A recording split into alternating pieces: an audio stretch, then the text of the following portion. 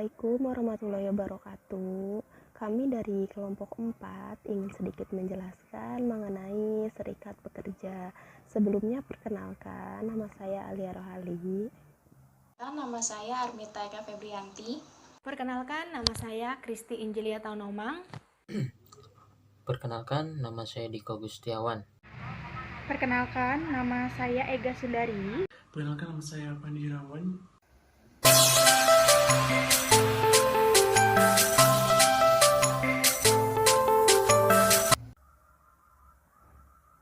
Pengertian serikat pekerja adalah asosiasi para buruh yang bersifat sukarela, berkesinambungan, dan memiliki tujuan jangka panjang untuk melindungi para anggotanya dalam hubungan kerja maupun meningkatkan taraf hidup mereka. Beberapa teori mengenai gerakan pekerja ada 6. Yang pertama, teori revolusi. Yang kedua, teori demokrasi industri. Yang ketiga, teori bisnis unionisme. Yang keempat, teori sosiopsikologis. Yang kelima, teori perubahan. Yang keenam, teori serikat pekerja. Nah, teori serikat pekerja ini dibagi lagi menjadi 5 teori. Yang pertama itu teori kemakmuran umum, yang kedua teori labor marketing, yang ketiga teori produktivitas, yang keempat teori bargaining, yang kelima oposisi loyal terhadap manajemen.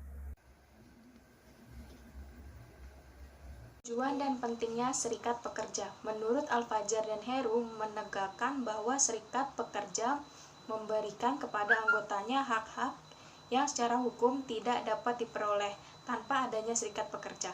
Hal ini tentunya mendorong pekerjaan yang mempunyai serikat pekerjaan untuk mempertimbangkan reaksi pada pekerjaannya terhadap sebagai keputusan yang diambilnya. Walaupun begitu, dalam beberapa kasus, perusahaan-perusahaan yang tidak mempunyai serikat pekerja dan ingin tetap seperti itu memberi pertimbangan dan tunjangan-tunjangan yang lebih kepada karyawannya. Saya akan membahas materi tentang perkembangan tanggung jawab dan wewenang serikat pekerja. Tujuan utama setiap serikat pekerja adalah menciptakan dan mempertahankan serikat kerja yang berwenang dan kuat, yang dapat berbicara atas nama anggotanya dan melaksanakan persetujuan yang telah dicapai. Untuk bertindak secara efektif, serikat pekerja harus dapat bertindak secara tegas mengenai apa yang harus dilakukan dan apa yang tidak boleh dilakukan. Para anggotanya untuk mencapai tujuan tersebut, serikat pekerja melaksanakan berbagai kegiatan yang dimaksudkan untuk mendapatkan pengakuan dari para majikan. Cara-cara yang ditempuh serikat pekerja untuk mendapatkan pengakuan dari majikan antara lain sebagai berikut.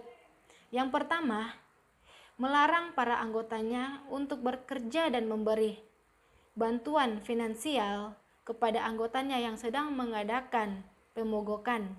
Yang kedua, serikat pekerja juga mengambil tindakan-tindakan yang bertujuan menciptakan disiplin. Disiplin di kalangan anggotanya, misalnya untuk anggota yang membangkang, yang menentang politik atau kebijaksanaan serikat pekerja, atau dianggap membahayakan efektivitas serta pekerja sebagai wakil pekerja dikarenakan tindakan indisipliner yang hukumannya dapat berupa skorsing atau pemecatan sebagai anggotanya. Ini saya akan menjelaskan tentang Serikat Pekerja Seluruh Indonesia atau bisa disebut dengan SPSI. SPSI sendiri adalah suatu organisasi serikat swasta di Indonesia yang diakui pemerintah sejak Kongres SPSI kedua, yaitu tanggal 26 sampai 30 November 1985 di Jakarta.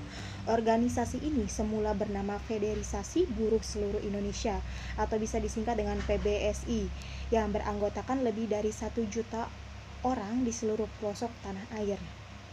Sejak tanggal 20 Mei 1908 dengan berdirinya Persatuan Buruh Kereta Api dan Tram, sekaligus bertepatan dengan berdirinya Budi Utomo, tumbuh kesadaran berorganisasi yang semakin tinggi dan meluas dan muncullah beberapa perserikatan buruh di Indonesia.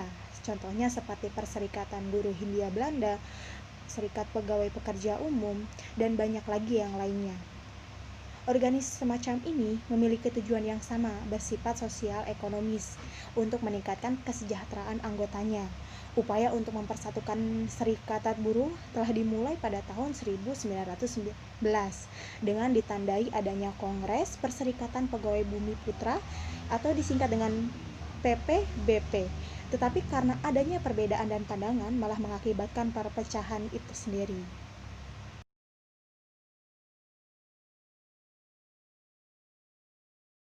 Di sini saya akan coba menjelaskan dasar hukum pendirian serikat kerja.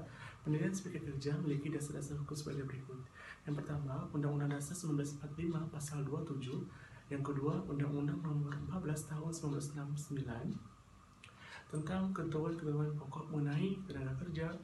Pasal 5, Pasal 11 ayat 1 dan 2. Berikutnya, Undang-Undang Nomor 18 Tahun 1996 tentang persetujuan Konvensi Internasional mengenai berlakunya dasar-dasar daripada hak untuk berorganisasi dan untuk berunding bersama, Pasal 1 dan Pasal 2 Konvensi Nomor 98 lampiran Undang-Undang 18 Tahun 1956 Lembaran Negara 5-42.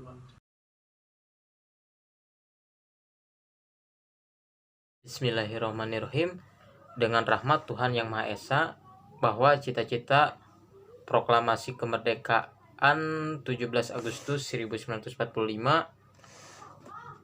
adalah mewujudkan masyarakat adil dan makmur berdasarkan Pancasila dan Undang-Undang Dasar Negara Kesatuan Republik Indonesia. Organisasi ini bernama Serikat Pekerja Seluruh Indonesia atau disingkat dengan SPSI, di mana SPSI itu ada fungsinya yaitu membela dan melindungi hak-hak, kepentingan serta operasi anggota. Yang kedua, wahana peningkatkan kesejahteraan anggota baik lahir maupun batin, pendorong dan penggerak anggota dalam